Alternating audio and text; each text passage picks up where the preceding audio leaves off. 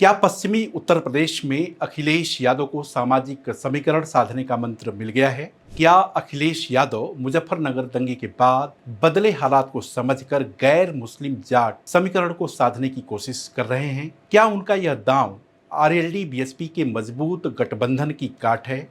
क्या वो मुस्लिम गुर्जर समीकरण के जरिए बीजेपी के किले को ढहा देंगे? क्या इन सभी सवालों का जवाब दादरी की समाजवादी समानता भाईचारा रैली में छिपी है? क्या अखिलेश यादव इस रैली के जरिए उन तबकों को साधने की कोशिश कर रहे हैं जो 2013 के बाद उनकी पार्टी से छिटक गए? उत्तर प्रदेश विधानसभा में कुल 403 सीट हैं, लेकिन समाजवादी पार्टी के राष्ट्रीय अध्यक्ष अखिलेश यादव इन दिनों सबसे ज्यादा उधेड़-बुन में हैं कि पश्चिमी उत्तर प्रदेश को लेकर समीकरण को कैसे सही किया जाए।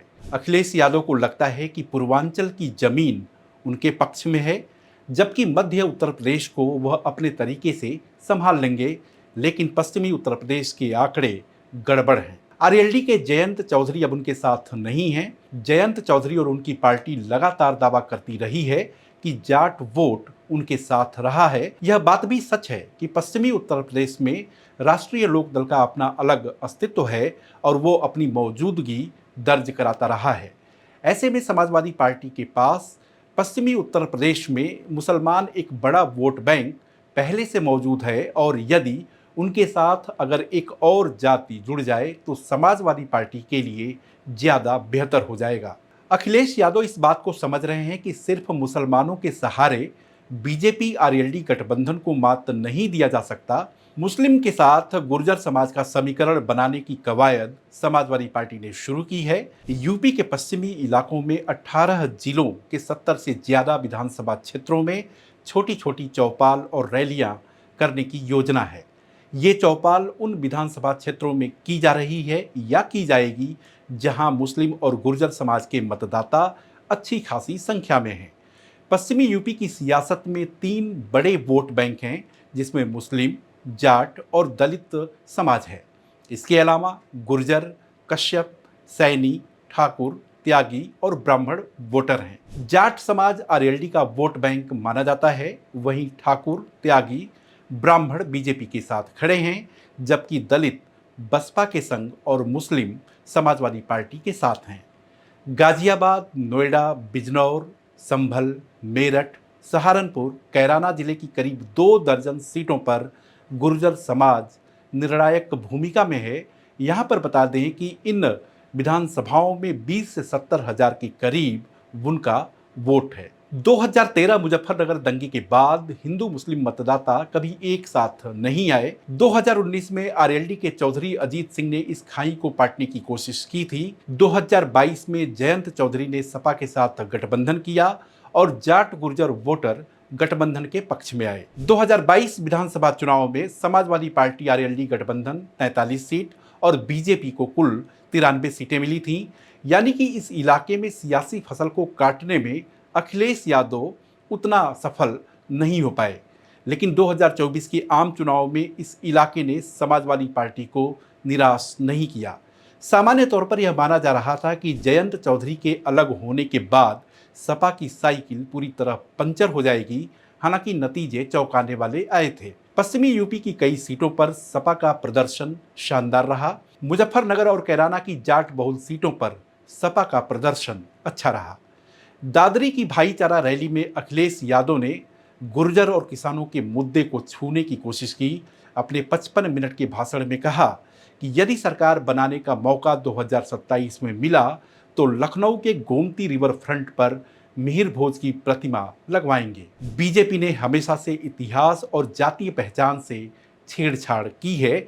इसके जरिए उन्होंने गुर्जर समाज को साधने की कोशिश की। गुर्जर समाज के साथ ही किसानों के मुद्दे को भी छुआ। उन्होंने पश्चिमी यूपी के 3 करोड़ किसानों की दुखती रग यानी कि जमीनों के अधिग्रहण और मुआवजे का भी जिक्र किया।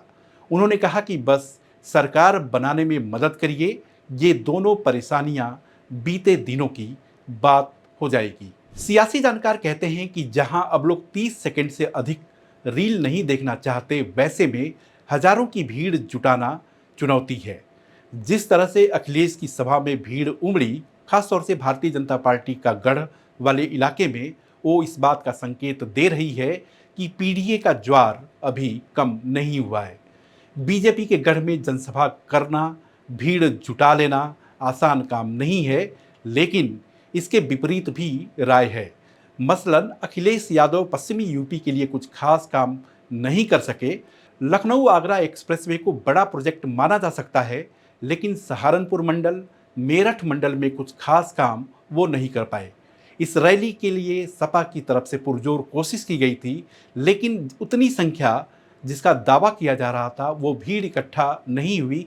हालांकि समाजवादी पार्टी के समर्थक इस बात को कहते हैं कि हमारा मकसद कामयाब हुआ। सारे समीकरण को देखते हुए अखिलेश यादव ने गुर्जर बिरादरी के वोट को अपनी तरफ खींचने की कवायद शुरू कर चुके हैं, और शायद यही वजह है कि अखिलेश यादव ने लगातार पिछले एक हफ्ते में कई सारी बैठकें भी की हैं। यही नहीं, पश्चिमी उत्तर प्रदेश के कई सारे युवा और नौजवान नेताओं को अखिलेश यादव ने अपने मंच पर बिठाया और इशारा दिया कि उनकी पार्टी 2027 में टिकट भी देगी। यानी कि अखिलेश यादव दो फार्मूले पर चल रहे हैं, जो उनके पिता मुलायम सिंह यादव भी चला करते थे। पहला फार्मूला ये कि जाट वोट से होने वाले नुकसान की भरपाई, दूसरा नौजवानों को ज़्यादा से ज़्यादा मौका देने की कोशिश की जाए। सियासत अपने आप में कई रंग लिए होती है।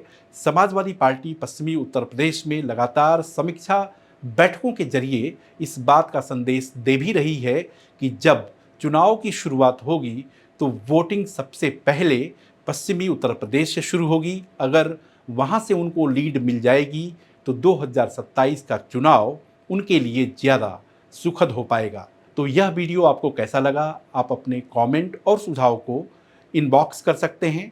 और इससे जुड़ी हुई समाजवादी पार्टी से, भाजपा से जुड़ी हुई अगर कोई और आपके मन में सवाल उठ रहा है तो उसको भी आप दे सकते हैं।